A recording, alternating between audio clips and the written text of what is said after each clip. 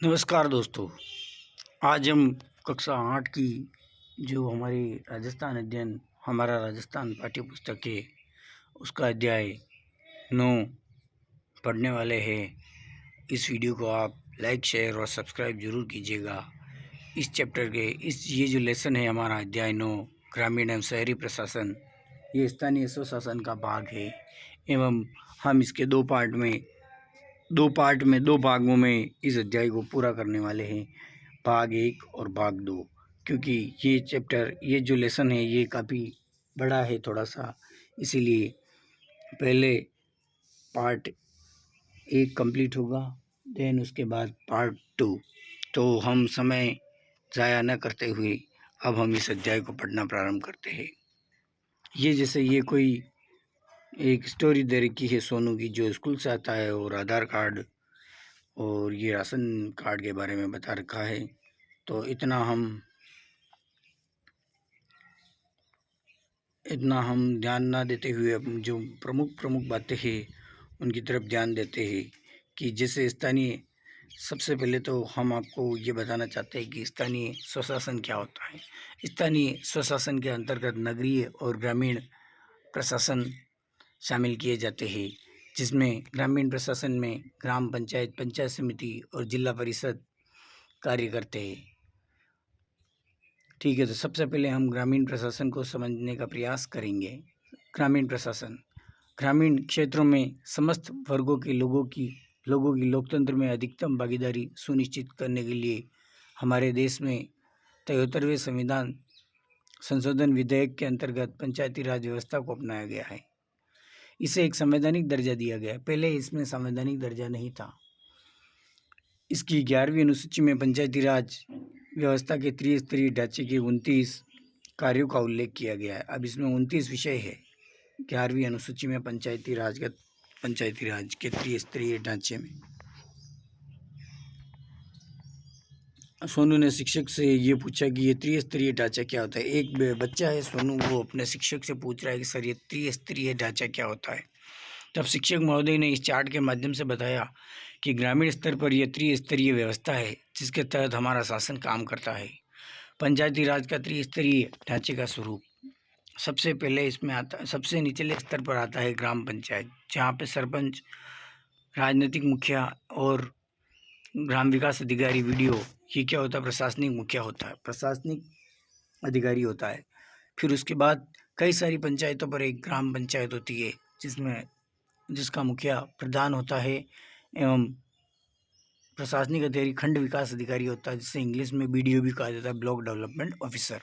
फिर उसके पश्चात कई सारी पंचायत समितियों को मिलाकर एक जिला परिषद बनाई जाती है, जिसका मुखिया होता है जिला प्रमुख और उसका प्रमुख प्रशासनिक अधिकारी होता है मुख्य कार्यकारी अधिकारी, चीफ एग्जीक्यूटिव ऑफिसर।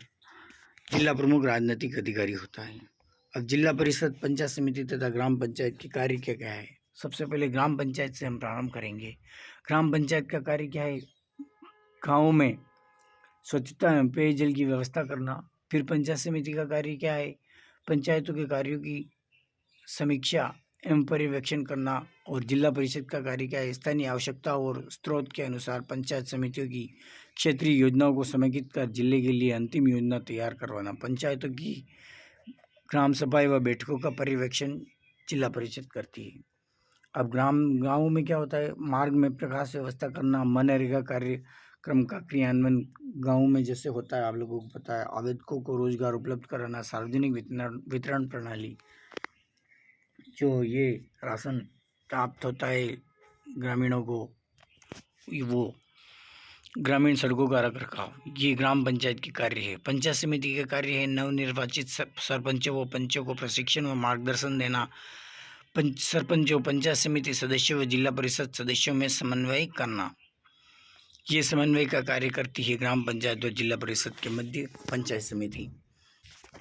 और इसका पंचायत समिति का और कार्य क्या है, साधारण सभा की बैठक आयोजित करना। और फिर इधर जिला परिषद का जो कार्य है, पंचायत समितियों व पंचायतों की निधियों का क्या करना, अंतरण करना। अब देखो पंचायत का और क्या क्या कार्य है गाँव में। ग्राम पंचायत में, आप लोग गाँव में रहते होंगे, आप लोगों को पता होगा पंचायत में क्या क्या होता है।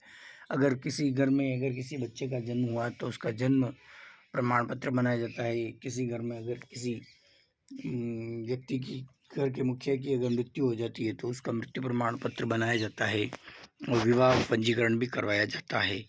आपदाओं एवं महामारी के समय जिला प्रशासन से समन्वय रखना ये भी ग्राम पंचायत का कार्य है। चारागाह व वनों का विकास करना गांव ग्रामीण क्षेत्र में, मानव एवं पशु स्वास्थ्य, पोषण व परिवार कल्याण कार्यक्रमों में सहायता करना, स्थानीय भौतिक संसाधनों का समुचित विकास एवं समुचित उपयोग करना। फिर आगे पंचायत समितियों का कार्य क्या है। पंचायत समिति की बैठकों व स्थानीय समितियों के द्वारा लिए निर्णय की अनुपालना का नियंत्रण रजिस्टर रखना, कार्यस्थल एवं पंचायत मुख्यालय पर वास्तविक व्यय को दर्शाने वाले बोर्ड लगवाना, पशु मेलों का आयोजन करवाना, ये पंचायत समिति का कार्य है। ग्रामीण स्वच्छता एवं ग्रामीण आवासन कार्यक्रम चलाना, ग्रामीण क्षेत्रों में जनता की शिकायतें दूर करना एवं प्राथमिक शिक्षा की गुणवत्ता को सुनिश्चित करना। अब सबसे पहले आता है ग्राम पंचायत। ग्राम पंचायत हम सब लगभग गांव से ही निवास करते हैं, इसलिए हमें इसके बारे में भली भांति पता भी है, लेकिन हम यहाँ और समझने का प्रयास करते हैं। ग्राम पंचायत लोकतंत्र की प्रथम इकाई है जो वार्ड पंचों, उप सरपंच और सरपंच से मिलकर गठित होती है। इन पंचायतों का चुनाव राज्य चुनाव आयोग द्वारा संपन्न करवाया जाता है। पंचायत का कार्यकाल कितना होता है? सामान्यतः 5 वर्ष का होता है, लेकिन ग्राम पंचायत के प्रमुख सरपंच को अविश्वास प्रस्ताव द्वारा निर्धारित समय से पूर्व भी हटा सकते हैं। ग्राम पंचायत में सचिव का कार्य सरकारी कागजातों के रिकॉर्ड को रखना है एवं बैठक कार्यवाही को लिखना है। ग्राम पंचायत के प्रत्येक माह में कम से कम 2 बैठकें अवश्य होती है। ये ग्राम पंचायत की बात है। पंचायत समिति, फिर बाद में आती पंचायत समिति। पंचायत समिति ग्राम पंचायत तथा जिला परिषद को जोड़ने वाली महत्वपूर्ण कड़ी है। कई सारी ग्राम पंचायतों पर एक पंचायत समिति होती है। राज्यों के जिलों को विकास की दृष्टि से कुछ छोटे विकास खंडों में विभाजित किया जाता है। इन विकास खंडों को पर ही पंचायत समिति का गठन किया जाता है। इसके निर्वाचित सदस्य ही प्रधान उप प्रधान का चुनाव करते हैं। पंचायत समिति क्षेत्र के अंतर्गत आने वाली ग्राम पंचायतों के सरपंच इसके पदेन सदस्य होते हैं। पंचायत समिति सदस्य के लिए न्यूनतम 25 वर्ष की योग्यता होना आवश्यक है। प्रधान तथा उप प्रधान को पंचायत समिति कार्यों में मदद करने के लिए राज्य सरकार द्वारा एक खंड विकास अधिकारी, ब्लॉक डेवलपमेंट ऑफिसर नियुक्त किया जाता है। पंचायत समिति के सदस्यों का कार्यकाल भी 5 वर्ष होता है।